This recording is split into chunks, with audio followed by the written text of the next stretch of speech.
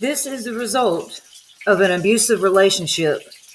This is what we call spousal abuse.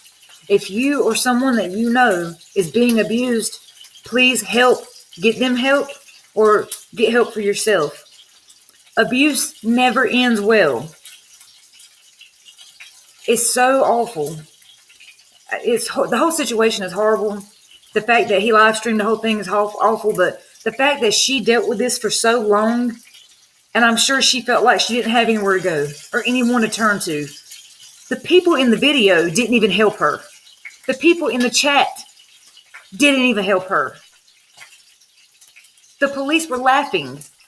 And in one of the videos where we could hear the audio, I don't want to hear nobody else say, oh, well, she did drugs. You don't know that. You weren't there. And even if she did do drugs, that does not make her life any less valuable. Many people have different kinds of addictions. I know, I'm an addict. That does not make you, me, or anybody else a bad person because we might have done drug or drank some alcohol or shopped too much or had a sex addiction or had a gambling problem. That could be your son, your daughter, your mother, your brother. That could be your family member. So remember that the next time you judge her for possibly doing drugs, remember that could be someone that you love. She was abused. Her death is not a result of neglect or a prank gone wrong. Her death is a result of him abusing her. He murdered her. I don't even know what to say about this story because I'm in shock due to the fact that they had been online for so long getting away with this. He has been abusing her for some time now.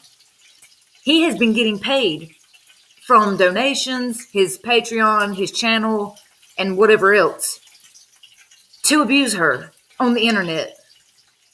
And I am pissed that in the chat they were egging it on and they were paying for it. But I'm even more pissed that a platform allowed this. It is disgusting. That could be your son or daughter who is locked outside in the freezing cold after having cold water poured on her while pregnant and left to die. I don't want to hear that it was 15 minutes or an hour. It doesn't matter. It's abuse. This is abuse. This is murder. And the fact that he may only get 2 years, that's what he's facing, is disgusting. I feel like the judicial system in every country fails women and children every day.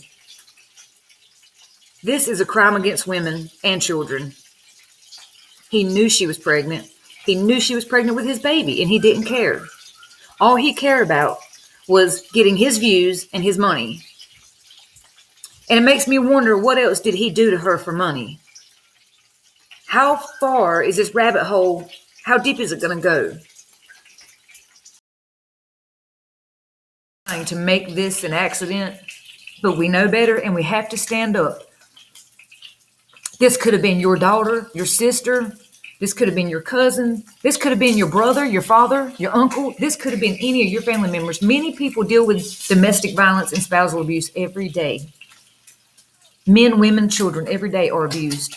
And it's because of people like this and situations like this that they're scared to say anything. They're scared to go get help. They're terrified of what will happen to them. And then this ends up happening. I cannot imagine what went through that poor girl's mind. I'm going to turn the volume down on this. And I'm going to try to be careful what we show because I know it's blurred out, but I don't want to show anything that's going to disrespect her family. I have the utmost respect for her family. And I don't want to hear anybody saying that she did drugs. I don't care if she did drugs. That does not make her life any less valuable. I know people who do drugs, and they are good people. That does not mean anybody should murder her just because she might have done a drug or drank alcohol or shopped too much or gambled. We all have addictions, and we don't want our life taken away. So this does not make it okay for him to do what he did. And he's only facing 2 years. It's disgusting.